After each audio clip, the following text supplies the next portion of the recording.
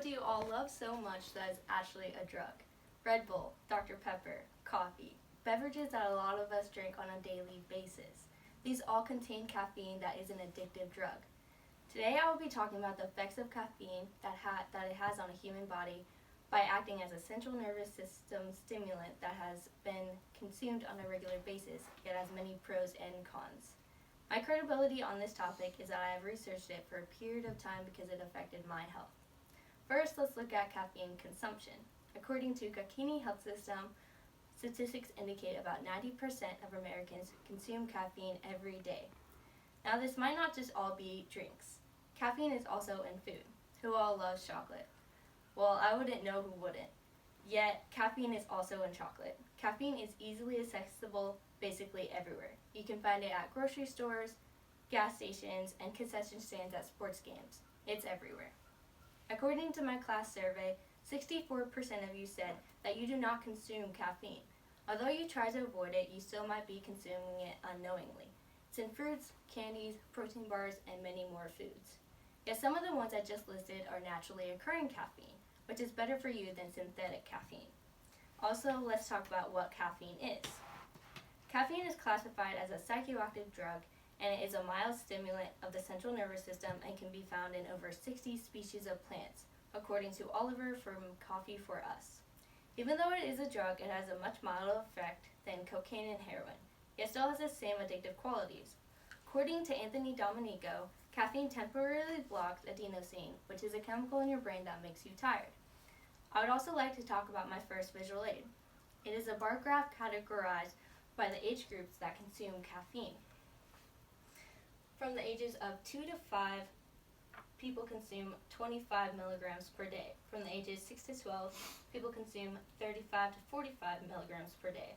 From the ages of 13 to 17, people consume 75 milligrams. From the ages of 18 to 24, they consume 125 milligrams. And from the ages of 25 to 34, they consume around 135 to 145 milligrams per day. And then from the ages of 35 to 49, they go all the way up to 200 milligrams per day.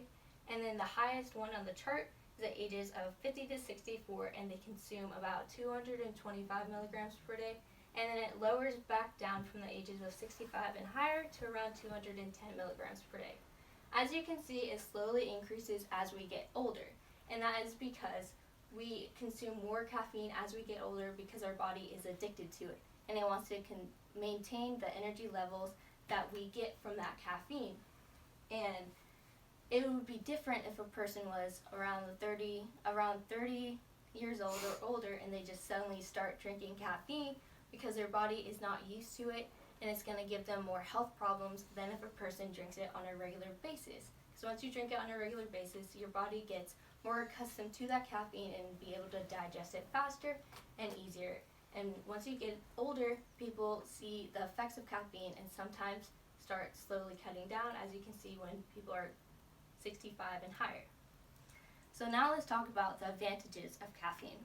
There are positive side effects of caffeine according to Tanya Todd from Study Health, such as it can create a better mood, such as happiness, being more alert, and being better at socializing. And for my fellow athletes, it can improve physical performance by increasing muscle endurance, help lower the perception of pain, and gives you more energy, which I would say is pretty helpful. According to Sarah Young's, some studies say that it is linked to prevent the onset of diseases like Parkinson's, Alzheimer's, type 2 diabetes, and even liver disease. According to my class survey, 55% of you said that caffeine is good for you depending on certain variables, such as only if you drink the right amount. According to Claire Wood, the recommendation for safe drinking levels is 500 milligrams a day per less, which, as you can see from this bar graph, is quite a lot. So you can still drink a lot of caffeine and still be safe, but once you go over that amount per day, it can have really bad effects on your health. I personally have a story of how caffeine helps me. Almost every time I go to work, I have a Red Bull or a 7 Brew or a Starbucks in my hand. I love those drinks, and sometimes without them I feel grumpy at work and tired. So caffeine helps me be in a better mood and gives me energy. Lastly, let's look at the negative effects of caffeine, and sometimes they can be crazy. According to Anthony Domenico, Consuming caffeine in large amounts can increase anxiety to make you feel jittery, anxious, or nervous. Caffeine causes your brain to release adrenaline, which can make you unable to fall asleep because adrenaline is a hormone that is associated with energy levels, according to Louis Aston. It can also cause you to have an upset stomach, headache, dizziness, and have health effects on your body. And because of adrenaline, it is a hormone that is associated with energy levels. Also, since caffeine releases more adrenaline, it can cause insomnia. Caffeine can last around 3 to 5 hours in your body.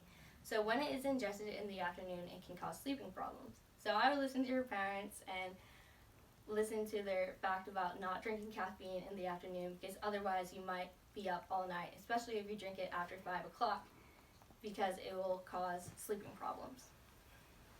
And sleep is very important for the health of your body and mind because it reduces stress, improves memory, lowers blood pressure, and it can promote good health. Isn't it so crazy how something most people drink daily can have such negative effects?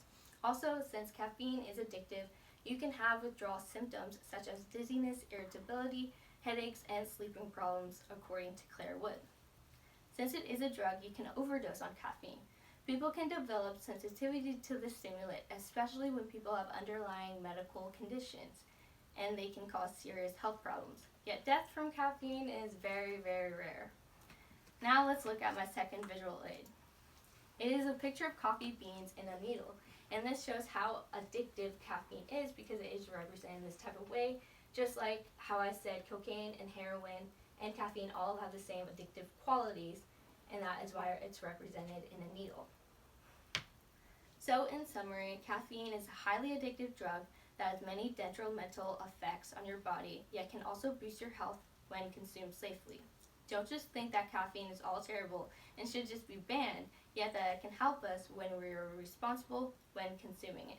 So the next time you pick up that Red Bull or Starbucks, think of the effects it has on your body, good and bad, and how you can be safe to keep your body healthy to avoid stomach aches, headaches, and sleeping problems throughout your life. Thank you. Yay. Thank you so much.